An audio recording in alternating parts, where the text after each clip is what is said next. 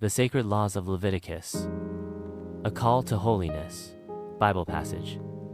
Leviticus 1 through 27. The Tabernacle at Dawn. After their deliverance from Egypt, God called the Israelites to a higher standard, holiness.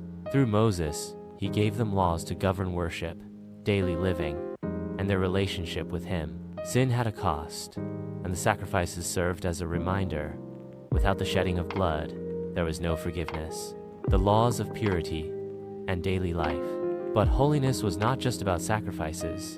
God's laws extended to everyday life, honesty in business, care for the poor, and purity in worship. A scroll unrolls, revealing the words of Leviticus 19:18. Love your neighbor as yourself. I am the Lord.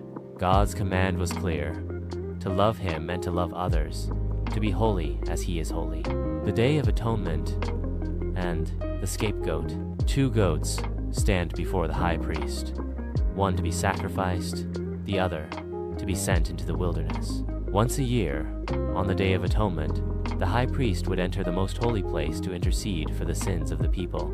The priest places his hands on the head of the scapegoat, symbolically transferring the sins of the nation. The goat is then led away into the desert, disappearing into the horizon. As the scapegoat carried away their sins, the people were reminded, atonement required not just sacrifice, but a heart turned toward God.